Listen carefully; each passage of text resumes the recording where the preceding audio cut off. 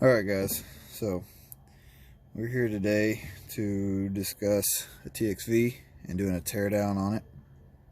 I did a live on this a couple of months back on Instagram, and I wasn't able to actually save it the way I was hoping to.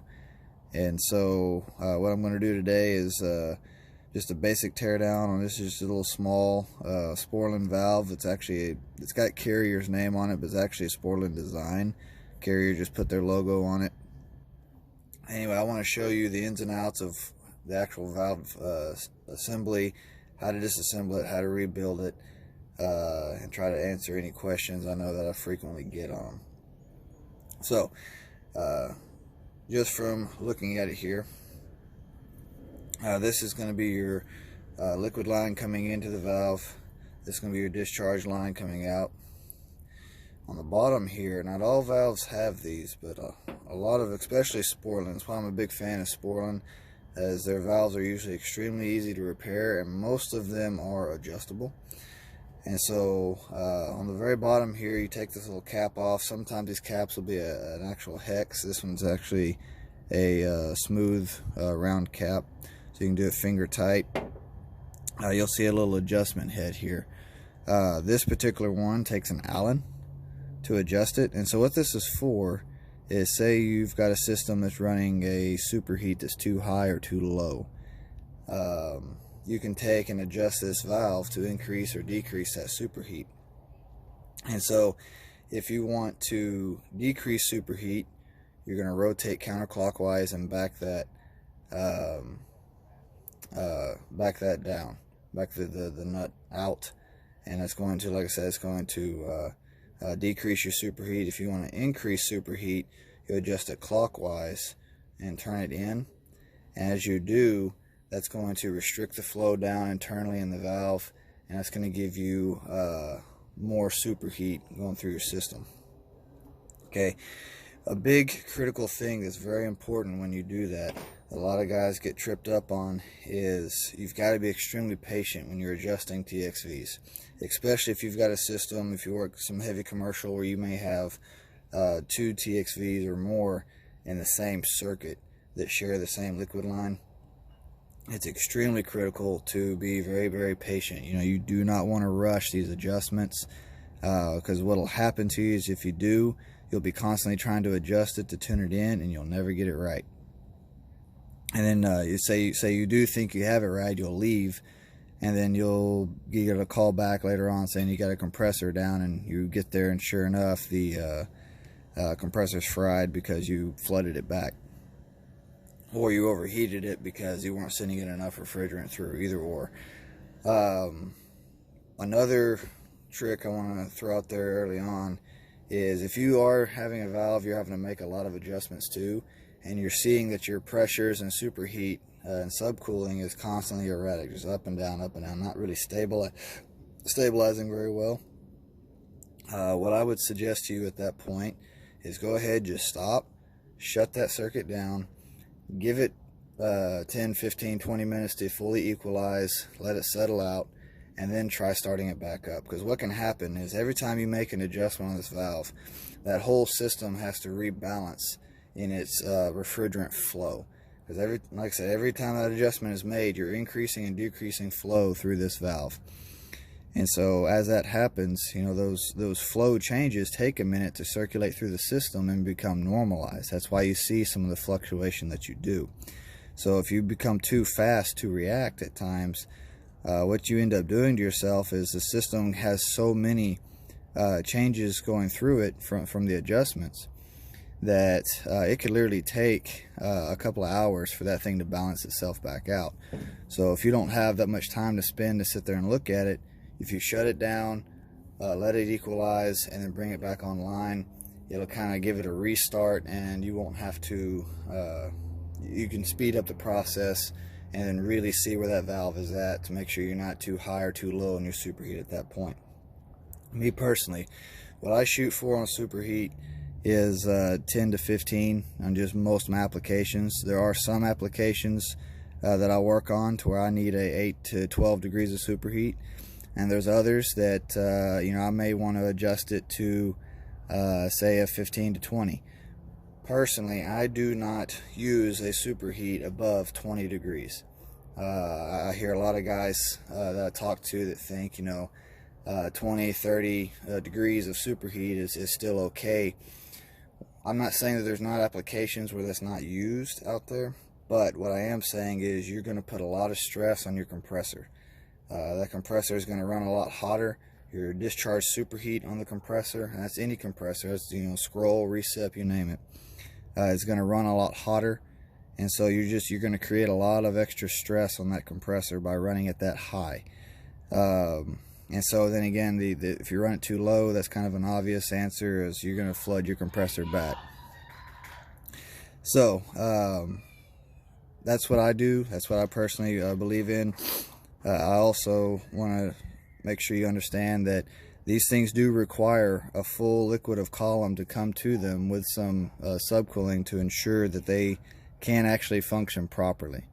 And so if say you've got a restriction somewhere, or say you're just undercharged to begin with, and you're flashing before you actually hit the TXV, you're never going to get a proper run.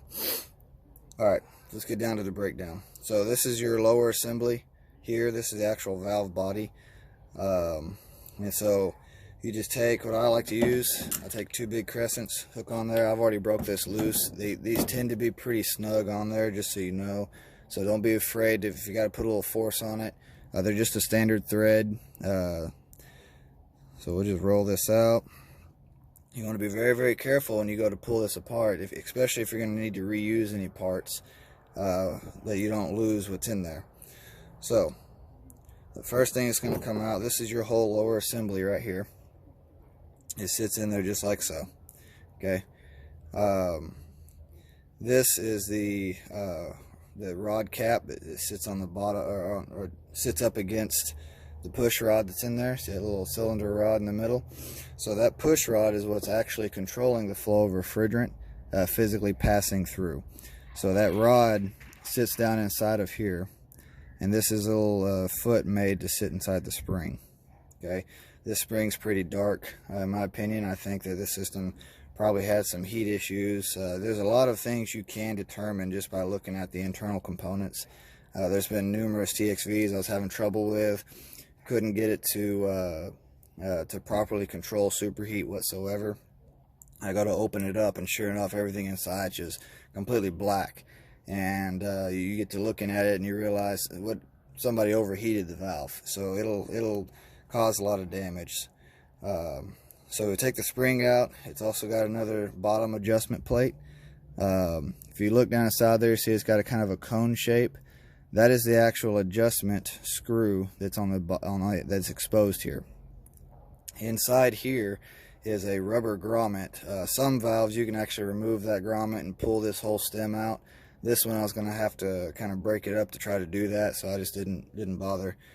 But anyway, so you're adjusting that actual needle there coming up, which is pushing up against this base here.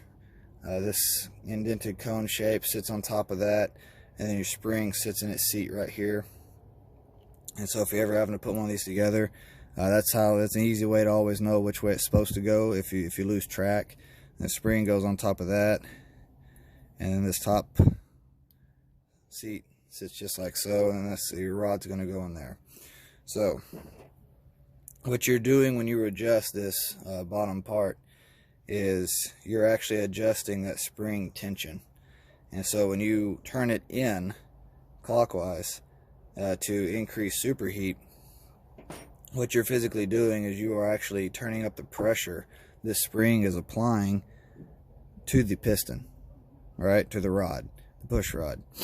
And so as you apply that pressure, it forces it to close down and reduce flow. By reducing flow, you're increasing superheat. Well, the vice versa works the other way around, so that whenever you turn it counterclockwise and you back it out, you're decreasing pressure. And so by decreasing pressure, you're allowing the push rod to open up more and allow more flow through, decreasing superheat, so forth.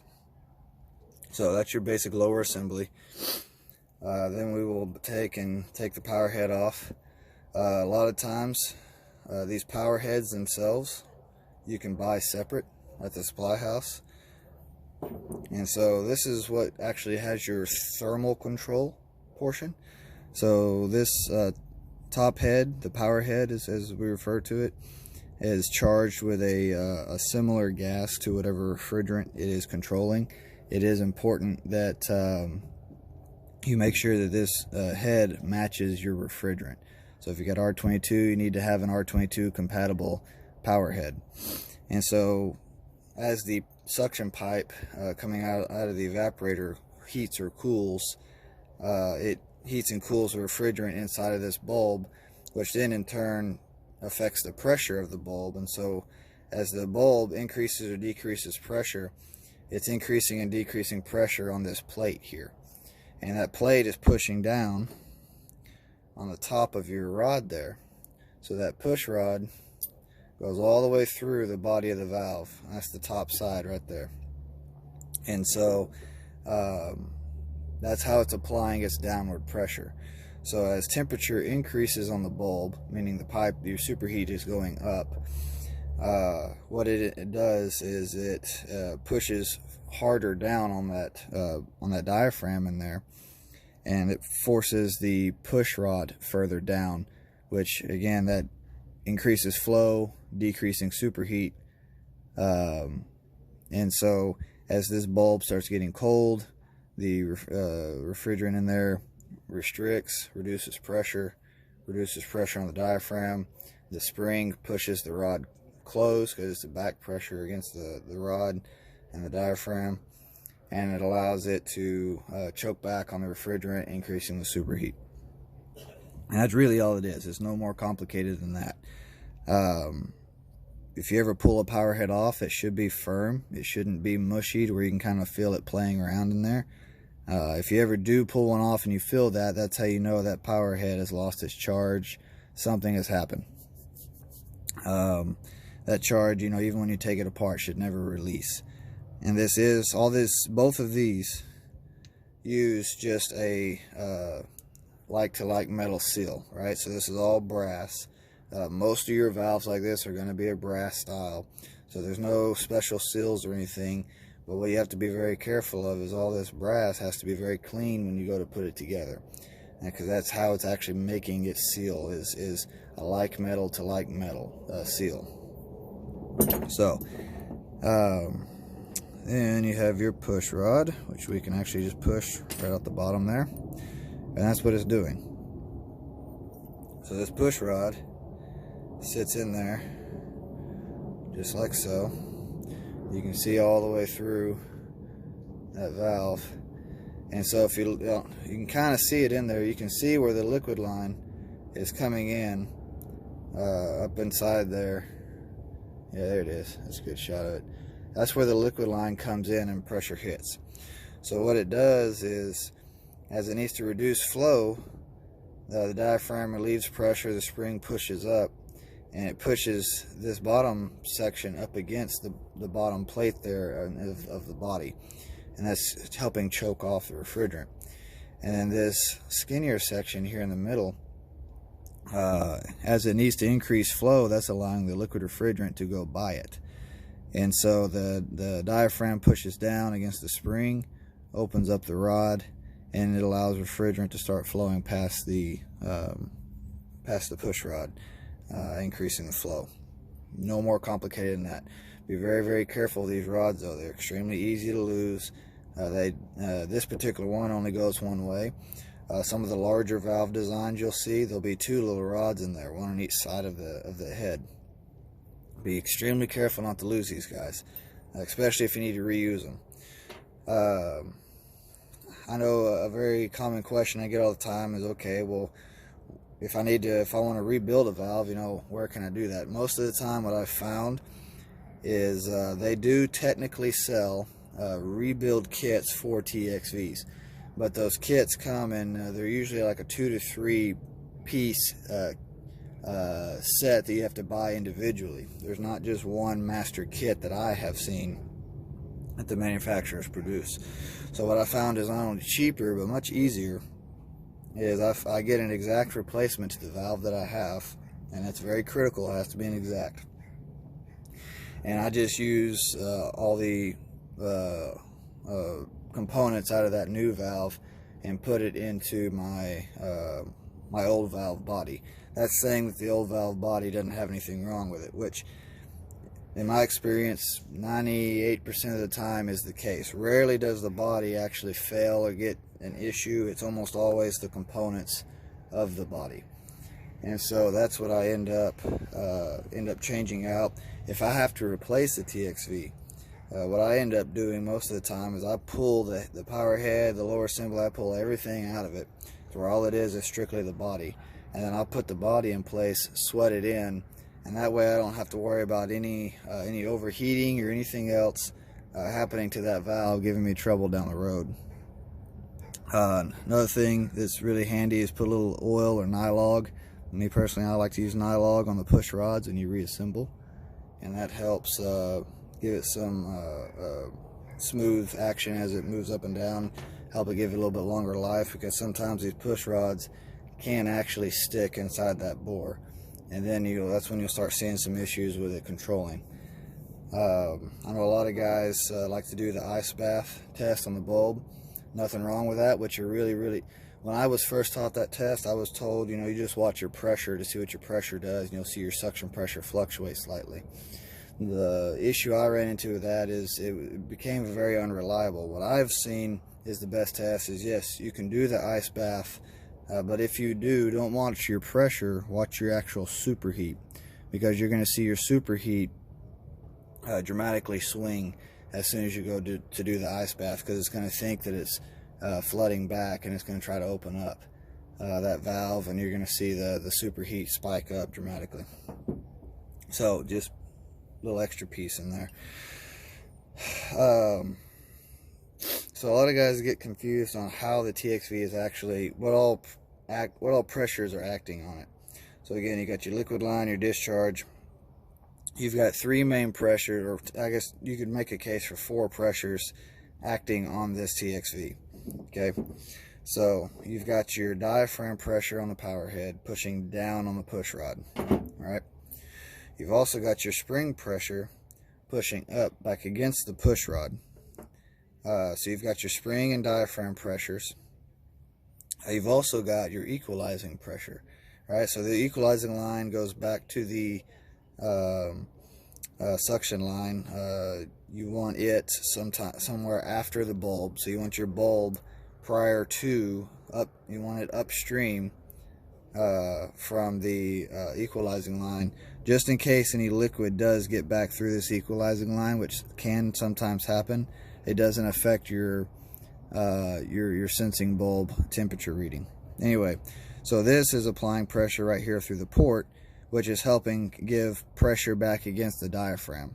Okay, and then so recap, we got diaphragm pressure, spring pressure, equalizing pressure, which is also up here in the diaphragm, and then finally the last one you can make a case for is you have the liquid line pressure that is forcing itself down against the bottom, the actual push rod, and then technically you have the suction pressure also pushing or pulling against the push rod as well from the discharge side of it, which is right there, that really large opening. So those are kind of just extra pressures, but those aren't the official pressures that we really consider when we start talking about TXVs. So yeah, that's your basic breakdown. It doesn't really matter what size of TXV you have. Now some of these, if they don't have the adjustment stem on them like this one does, then a lot of times, those are going to be a fixed TXV, and you're not going to be able to adjust them. Now, it's not that you can't rebuild them, but I would suggest against it. Those are set by the factory, and they'll still have an adjustment in there. If you ever take one apart that just has a cap on the bottom, it doesn't actually have an adjustment assembly, you'll still see that you can still make adjustments. It'll have the same exact assembly you see here. It'll have a spring and the rods and everything, but what it will be doing is the bottom plate that's in there will be set to a certain point on these inner threads. And so that's you'd have to count exactly how many threads it took to come out with it, and then whenever you want to put it back together, count exactly how many turns to go back in. So it'd be a very, very precise thing. I do suggest, if you are doing one of those, just go ahead and replace the whole valve. Don't worry about taking it apart. If you want to, take the power head off, and that's it, if you can. Danfoss is one that they almost always have the power heads molded into the valve or sweated into them to where they're not actually removable. And so that's just something unique to Danfoss. Not that the other manufacturers don't do it at all, but they don't do it near as frequently. Another big critical thing that I see a lot, and I have to fix a lot behind people, is your sensing bulb here always needs to be on a horizontal. If you ever read the manufacturer's literature on how to do sensing bulbs properly, they will tell you that they want that bulb on a horizontal, and they want it in a 10 o'clock or 2 o'clock position on the pipe. So just imagine if you had a pipe there, and you imagined a clock on that pipe where the bottom of the pipe was 6, the top of the pipe was 12. Well, you want 10 o'clock or 2 o'clock on that pipe. And that's really that's the most preferred mounting location on a TXV bulb. Now I do know that, and I'll acknowledge that when you start to work with some very large pipe, like say 2 inches and above, you may have to move that bulb down a little bit lower on that pipe. That 10 or 2 may be still a little high because it's such a large pipe. But I personally have never mounted below say 3 o'clock or 9 o'clock. So I know that there are some theories out there. You can research if you like. You kind of read up more about those. Now, in the event that mounting it horizontal is not possible, and you have to do a vertical mount on a TXV bulb, you always want to make sure that you mount it with the with the pressure tube, the pitot tube, coming up. You never want to mount it with that tube facing down. There is this refrigerant that's in there can condense into a liquid, and if it does, and it gets in this tube or in the actual diaphragm, it can either cause a failure, or it can cause some weird readings where it's not controlling right down the road. So it is important that you just mount that bulb in a upward position to protect the diaphragm and the power head. Okay, so like I said, that's a very common thing. It's also very important that these get insulated, and they're very, very tight to that pipe. If that bulb is not tight on there, or if it's not insulated, it's going to throw off your reading. I personally do not like using zip ties. I will use either a actual bulb mounting kit, or if I don't have one, I'll get some pipe clamps. And even a bulb this size, I'll put a pipe clamp on either side of it, not one just right in the middle. You can see where this one had one just right in the middle. Like I said, it may be a little overkill, but I don't have issues with my TXVs either. Another critical thing is, if you've got an old piece of pipe, you want that pipe to be nice, clean brass, and you want your bulb to be nice and clean metal. So if you get any corrosion or buildup on either the bulb or the pipe, what it can end up doing is it can act as a barrier between you and between the pipe and the bulb, and you're not actually reading the pipe properly at that point. Another critical thing is you cannot mount this on any joints. You want this to be, even if you say you have some soft copper and you've got a little bit of waviness in it, you want this to be as straight a piece of pipe as possible. No joints, nothing in the way to cause it to not sit perfectly on top of that pipe. Okay, I've seen that several times. You take and peel back the insulation on the TXV, and sure enough, it's sitting right on top of a joint, and it's no wonder your superheat is acting crazy. And so, because then at that point, it's having to sense through 2 layers of copper instead of just one. It does make a dramatic impact on your sensing ability. I know I get into debate a lot. A lot of guys think that, well, if the sensing bulb is in the airstream, it doesn't need to be insulated. Personally, I say that is false. I completely disagree with that line of thinking, because what the airstream is and what this what the line temp coming off of that evaporator is may be considerably different at times. And so when that becomes the case, any difference that that air around it has to the pipe is going to impact the ability for the valve to sense what that pipe is actually doing. So you really want this bulb to be able to sense as close as possible to whatever that pipe temperature is. So I suggest to everybody, no matter what the application, I know manufacturers are terrible about sending these pre-mounted with no insulation on them at all. I highly suggest you go ahead and insulate that bulb at all times. So anyway, guys, that's your basics on doing a TXV teardown and rebuild, and the basic operation of how they actually function.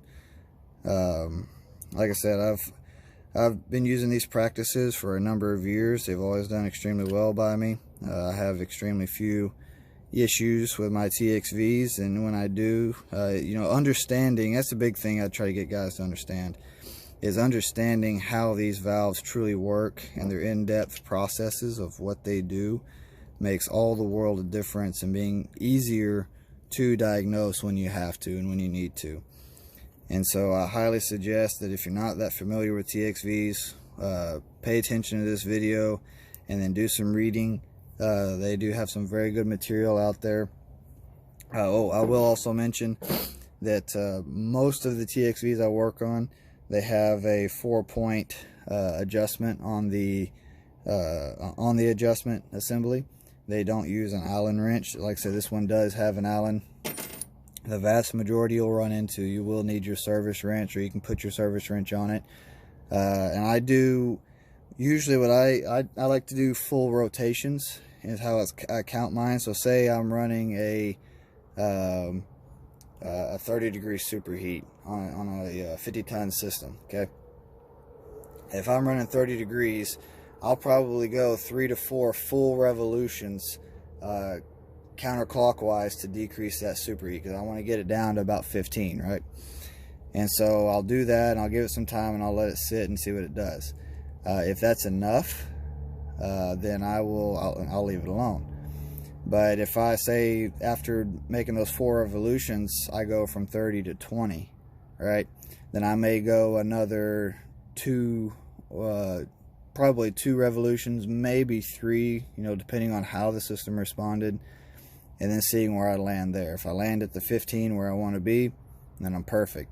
If not, again, I'll just make some more adjustments. If I overshoot, then no big deal. Then I'll just go clockwise in 1 turn or half a turn, you know. But I do it in revolutions. When you start reading the literature, that's how they describe it as well. A lot of guys get kind of spooked on how much to adjust it, and they'll just barely make all these little tiny turns. They don't really do a whole lot of actual adjusting to the pressures in there. So anyway, guys, that's my 2 cents. That's how I do it. It's how I suggest it. I'm always here for questions if you have any. Spend time with your family, guys.